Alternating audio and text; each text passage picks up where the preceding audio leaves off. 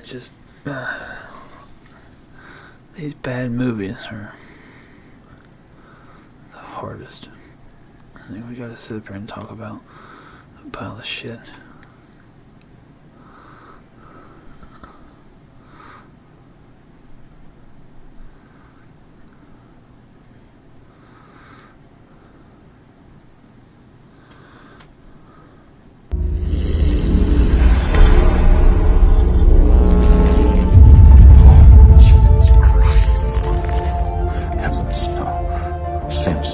Completely different zip code.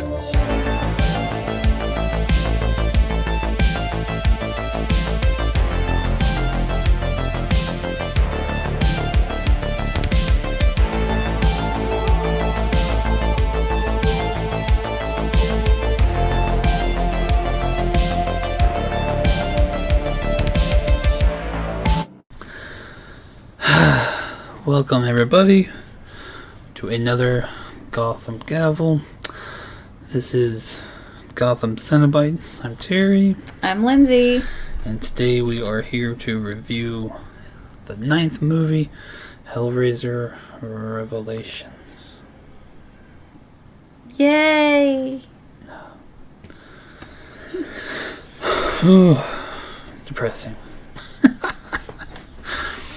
I thought I remember liking this movie, and I found out I don't. Yeah, it was a pile of shit. Steaming. So I want to try to be as brief as possible because I don't like talking about this movie. Okay, so the story synopsis.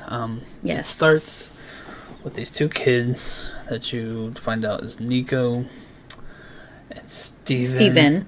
And they're on their way to Mexico where they keep screaming Tijuana. I mean, it was kind of funny. No? It was obnoxious. Well, yeah, they're white Americans. That's true. Going to Mexico. Anyway. Privileged white Americans going to Mexico. But, so they're clearly there to drink, find hookers, and they end up finding one, and Nico ends up killing her.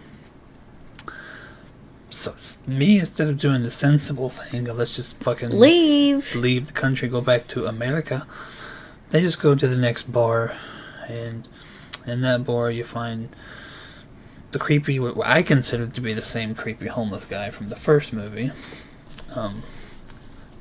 Has a conversation with him, gives him the box, and of course Nico is kind of like the main antagonist, I guess, of the two. Clearly the leader of that little two-man army. Definitely. Of course, he opens the box, and Great Value Pinhead comes, and you find out later. He kills Nico, but this world they don't just kill the witnesses. They let Steven live, and then one more time, instead of going home, he goes out and finds another hooker. And then he kills her, and the blood on the bed brings Nico back. So we're going into Hellraiser 1 world. And then later you find out Nico needs people, just like Julia, just like Frank. So he's bringing her all these hookers. And then he kind of needs, one or two more. And you come to this last one where there's a baby. Yeah. So Steven... She has a baby. Steven says, no, we can't do it. She has a kid. And Nico's like, fine, I'll do it. And you can clearly tell he kills her and the kid. Awful. Yeah. Very dark. So that's when Steven's like, I can't do this anymore. He's like, I just need one more. Bring me a man so I can take his skin. He's like, I can't. And it's a really good line. It's like, I've given you the clothes off my back. And of course he stabs him. It's like, it's not the clothes on your back I want. So, it's not really that in order, but, back to their parents. Clearly it's been years later, and both of their parents are getting together for this dinner party. You can kind of tell it's been a couple years, and everyone's grieving in their own way. And he also Steven has a sister. Who dated Nico. Who dated Nico. And she finds the box in Steven's... Oh, in his belongings, because they hired a PI. And I'm assuming he found the belongings, brought it back, and that was in the belongings. And the mother and his sister, they're watching videos of all the stuff I've already told you. Yeah, that they recorded. They were recording everything. Yeah, that's pretty stupid.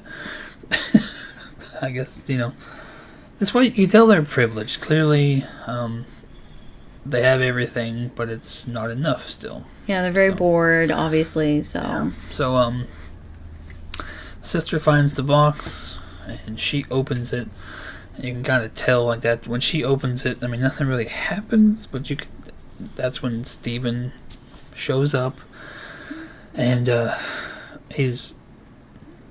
out of it, bloody. Yeah, bloody. They bring him inside, and then that's when... I don't remember who goes outside, and they're like, the cars are gone. Nico's dad. And then he runs in and tells everybody else. Cars are gone. Shit. Like, oh darn. Oh darn. Like, that's your reaction to everybody's expensive-ass vehicles disappearing.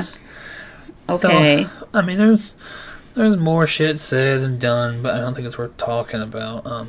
Yeah. Clearly, like, Steven wakes up and he starts flirting with his sister, and then you can clearly you're like disgusted. But then shortly thereafter, you find out he's not Nico, or he's not Steven. He's not Steven. He's Nico. He's Nico, of course, wearing Steven's skin.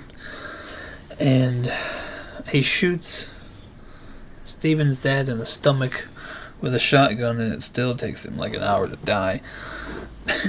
But he's given, his grievances of the whole family. Come to find out that Steven's dad was fucking his mom. And then he makes his sister, did we say her name? Emma? The sister's name is Emma.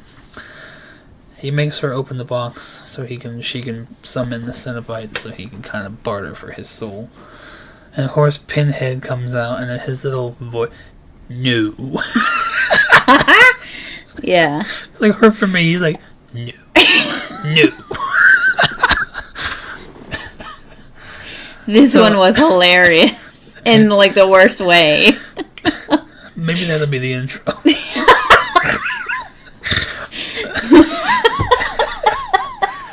But there too many other humans start talking, and that's when Pinhead's like, shut the fuck up in so many words. Like, this doesn't concern you. We'll leave when we leave. But then Nico's mom, of course, like, he made her open it, so he just, like, fucking rips her apart, like, so shut the fuck up, clearly. It means shut the fuck up. But then, you see another Cenobite. There's a female chatterer, too. But then you see another Cenobite that resembles Pinhead, but you can clearly tell they're nails, and, like, they're just different pieces of skin. Yeah. That's when you kind of find out that that's Steven. So Steven became a Cenobite, and dude stole Steven's skin. I guess when he was a skin meatbag, he still found the box. He probably opened it. They don't show it. That's how he became a Cenobite. So, dude who got shot with the shotgun, bleeding out, should have been dead, ends up letting Nico do his speech. He shoots Nico, kills him. And that's when Pinhead gets pissed, like, the suffering we were going to do to him should have been all the revenge that you needed. But because you killed him, we gotta take one of you. So he takes his wife, which was Steven and Emma's mother. So that's how they leave. They leave with that. Nico's mom is dead. Nico's dad died from the homeless guy who showed up. And then they took... I thought Emma survived. Yeah, they took her mom, and that's when they leave. And the only people left is Emma and dude who finally bleeds out. Right, so okay. Emma's the only survivor. And it ends with her grabbing the box and kind of giving an evil smirk, because Pinhead looks at her and says, you have an evil seed in you. Like, we'll see you one day. We already know that you're going to fuck up and still open the box. So. Yeah. That was pretty much it. So there's Revelations. Alright. So, we're going to do this in the same section again. Go with likes first, huh? What did you like about this? I like that they're... Well, first of all, I really felt like the The story was pretty. It was a good story. It's really hard to look past all the acting, but the story itself was really good. I like the nods to the older movies. Yeah. I actually liked him coming out of the mattress. It did feel it was definitely a nod to Hellraiser. It was supposed to be supposed to be a Hellraiser movie. She found it. We were researching this movie. She found an interview with some media company and Gary, because Gary wrote this movie. But then you find out that all he did was write it, and he didn't have time to go work on it because he was doing Scream 4. So the studio rewrote it a few times. So they even butchered the story. They hired Great Value Pinhead, which is not even his voice. They had to have somebody else do Pinhead's voice, which to me is like, then why the fuck is he Pinhead? Because he looked terrible. Then you find out that all the fucking costumes are cosplay outfits, like from Halloween stores. I mean, sure, Gary's name is on this as the writer, but it's kind of, I don't know how to explain it. It's like, it is my idea, but you fucked it up so many times. It's not. Right. They gave him a $200,000 budget. Right. 10 days. 10 days they shot this movie. 10 freaking days. And then they offered Doug Bradley $5,000. That's it. To fly from England to come be in this Hellraiser movie. And that's really the reason that Doug's not in this movie. It's not anything to do with Gary or anything. It's just, you're going to pay me $5,000. It's not worth it. It's not. It's an insult. It's not worth it. The 10-day shoot. Recoverable. But like, I think he also knew, just like the movie, how good is it going to be with only $200,000 budget? It's going to be shit, and it was shit. I still think the movie could have been good, but the acting, I mean, the gore was good. Pinhead's makeup was good. I mean, the actor's face, the makeup was okay. Face and head was just bulbous. But it was the makeup huge. was still decent. It was okay. Steven Cenobite was good. The female Chatterer was kind of like a wire twin Chatterer, but yes. she was still okay. She was okay. But $5,000, I just, no. No, hell no. I think I do agree that it was an insult. And I think he also knew that the movie was going to be shit with such a tiny-ass little budget. You're talking about 10 days to shoot, and then he's barely even going to be involved. Let's just say Doug Bradley did do this film. It still would have been shit. Well, it's not. Everybody else was crap. There's not one good actor in this movie. It's terrible. No. There's not one good actor. Okay. So, I mean, it was... So that's our only is that the story was good. The story... Gary has always said that he likes 1 and 2, and he tried his best to write a story that circled back. Yeah, and I mean... And the nod, the skin, I'm wearing... You don't know this guy is the other guy at the end. I mean, it was a good idea. Our synopsis was terrible, but this movie was shit. But, I mean, the story itself it really was good. But that's it. I just... Because of the story, I thought I remembered liking this more. But as it went on, I'm just like... If I wasn't doing a review, I would have turned it off. Yeah, because at least in the previous movie, you were laughing your ass off at some of the funny... maybe it wasn't necessarily meant to be funny. Some of it was. So this movie is just like awkward and like, what the fuck are you doing? Why is the acting is just so poor and just too forced? I mean, I wouldn't even call this a bad play. It was just bad. Which is funny because you said this is a play, and then in the interview, Gary referenced, I wrote this as a fucking play. It's just funny.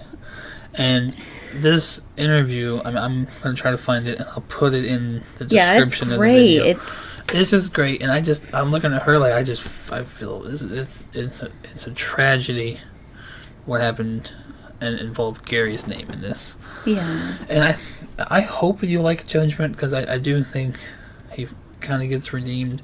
You see Pinhead is a lot better. Paul kills Pinhead. So, I mean... I think because I know I saw this movie once, and it was so bad I completely, blocked it out of my mind, and I think that's why I was like, there's no fucking way I'm watching this next one, and I didn't. Judgment? This, whatever the next one is. Yeah. So when we review this one, that'll be the first time I'm viewing it. Because I've never seen it. All the way through. I started the beginning of it. Revelations. Yeah, Revelations. What a reveal of shit. That's all I can think of. That like the one thing that's Nico's dad does not look old enough to me, the actor, to have a son this old. Well, I just thought maybe he was a stepdaddy or something. No, they never. Well, no, but and then you find out that the director or somebody. Yeah, the director. Nico's mom is his girlfriend. And she's like one of the worst ones. The worst ones. The crying, it was just so awkward. If I was Pinhead, I would have fucking ripped her throat open too. Just shut up. But yeah, I mean, even the way they dressed that girl, but maybe I don't know. The revealing dress of Emma. I mean, yeah. I didn't understand that. I mean, there was just a lot of really poor choices. The meme really does hold up because his face, his voice, his costume, it is the great value Pinhead. Yeah. I think you're right. Yeah. It was terrible. Guess we gotta wrap this up, huh? Yeah, I think so. So what is your rating? I'm giving this movie a 1.5. And pretty much for what we've been repeating, the story was good. The makeup was okay. That's it. I would agree. 1.5. But any chance you watch this, Gary, don't feel bad. This was not your fault. No. I'm sure I can't believe who is it? Dimension? Yeah. Would allow this to even just to keep up the license.